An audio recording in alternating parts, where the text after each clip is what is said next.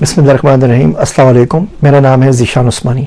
آج کی یہ ویڈیو آپ کو بالکل بھی اچھی نہیں لگے گی اور مجھے بہت ساری گالیاں پڑھنے والی ہیں اس ویڈیو کے بعد، لیکن ٹھنڈے دل سے میری بات سن لیجئے۔ ملک عزیز کے اندر بہت ساری نیکیاں جو ہم کرتے ہیں وہ بارڈر لائن بیوقوفی ہوتی ہے۔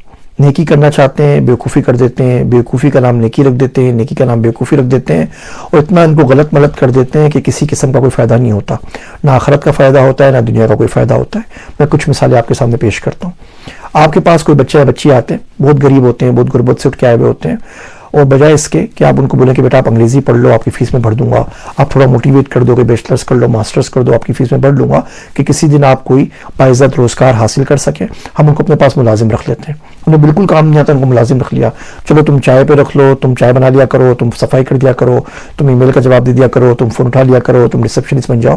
بھیا وہ اگلے آپ کے جو 20-25-30 ہزار روپے خیرات کے نام پہ دے رہے ہیں دل سے، ان میں ان کی زندگی نہیں گزرے گی۔ انہوں نے بڑا ہونا ہے، انہیں شادیاں کرنی ہیں، ان کے بچے ہونے ہیں، انہیں اپنے گھر بار کو سنبھالنا ہے۔ آپ کیا کریں گے؟ ہم میں سے کتنے ایسے شخص ہیں جو اپنے امپلائیز کی سکسیس سے خوش ہو سکے؟ آپ کے نوکر کی انگریزی آپ سے اچھی ہو جائے اور آپ کو برداشت ہو جائے، اس کا کوئی بزنس ہو، ہم میں سے کتنے ہیں جو اس کو 2-3 گھنٹے الاؤ کر دیں کہ آفس میں بیٹھ کے کوئی کتاب پڑھ لے، کوئی اسکل سیکھ لے۔ جس دن آپ کو پتہ چلے گا نا کہ وہ کوئی بزنس کریں گے، آپ بولیں گے میرے نوکر ہو، میں نے رکھا ہے تم بزنس کرو، بزنس کرنا ہے میرے پاس کیا کرنا ہے، جاؤ یہاں سے اپنا بزنس کرو، ہم اس کو نکال دیں گے۔ تو رحم کھا کے جو آپ کسی کو ملازم رکھ لیتے ہیں، وہ آپ اپنے آپ پہ بھی ظلم کرتے ہیں، اپنی کمپنی پہ بھی ظلم کرتے ہیں، اس شخص کے اوپر بھی ظلم کرتے ہیں۔ آپ اچھا خاصا پڑھ رہے تھے، آپ کے پاس جاب آفر آئی اور آپ سب کچھ چھوڑ کے نکل گئے چلے کے اوپر۔ اچھی بات ہے، آپ چلا کر لیجئے، لیکن آپ نے ابھی جانا ضروری تھا کیا؟ ابھی تو جاب چل رہی ہے نا، پہلے جو بھی جاب نہیں ملی ہے، جو آپ کا MPO پروگرام ہے، آپ اس کو کر لیجئے۔ گریجویٹ پروگرام ختم ہو جائے گا، اس کے بعد سمر میں چلی جائیے گا، کرسمس میں چلی جائیے گا، کسی اور چھٹیوں میں چلی جائے گا۔ ابھی کیوں کرنا ہے؟